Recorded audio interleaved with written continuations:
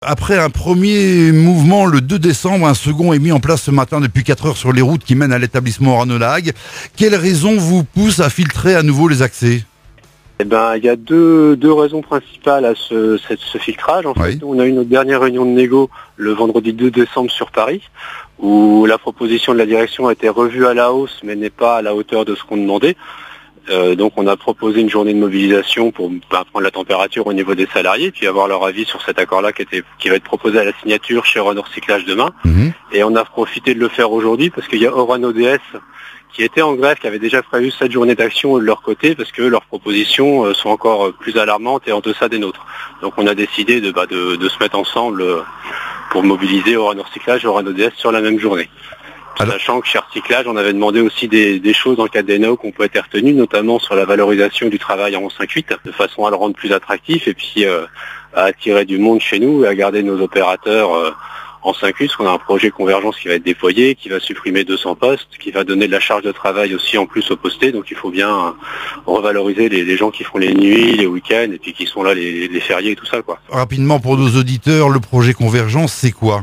En fait, vous avez 2 lignes de production sur l'usine de La Hague, UP2, UP3, avec des ateliers qui sont dits ateliers jumeaux, qui sont chacun d'un côté, R1 et T1 par exemple. Et Convergence, en fait, c'est de mutualiser tout ça dans une seule et même salle de conduite.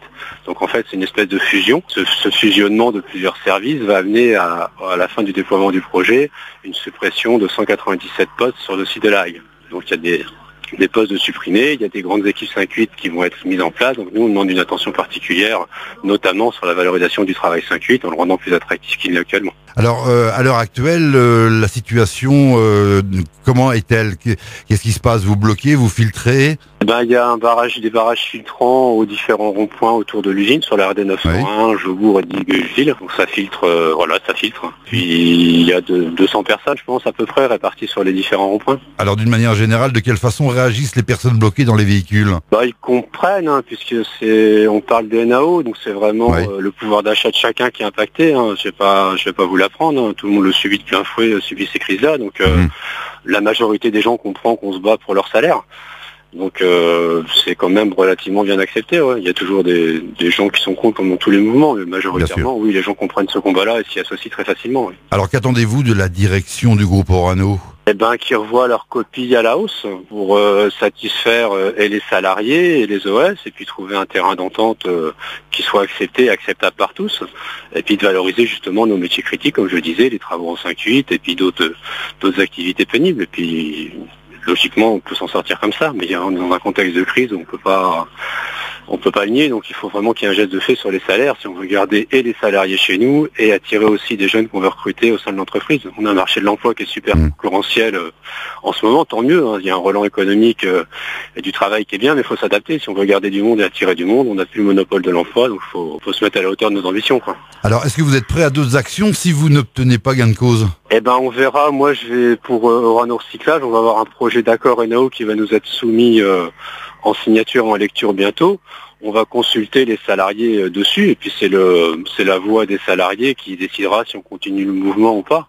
Nous, pour Sud, on va pas se lancer dans un mouvement s'il n'est pas voulu par les salariés. On porte la voix des salariés à la base, on mène pas nos combats personnels là-dessus. On prendra le ressenti de nos adhérents et ils nous diront si l'accord est acceptable pour eux ou pas, et puis on verra en fonction de ça comment réagit l'intersyndicale. Arnaud, souhaitez-vous ajouter quelque chose avant de clore cette intervention sur notre antenne ? Pour nous, c'est pour Sud, c'est bon, quoi. Tous mes messages sont passés, puis pour intersyndicale aussi. Donc non, je crois que les gens comprennent ce qui se passe, et puis ça se passe partout en France, malheureusement, toutes les entreprises sont impactées par ça, donc courage à tous ceux qui sont comme nous à manifester pour leur pouvoir d'achat, quoi. Oui, et puis pensez à vous réchauffer quand même, parce que j'imagine qu'il fait pas très très chaud sur les ronds-points. Ouais, il y a quelques palettes qui brûlent, donc ça va, ça réchauffe un peu. Arnaud, je vous remercie énormément de votre intervention sur AGFM. Bonne journée, bon courage. Merci, au revoir. Au revoir.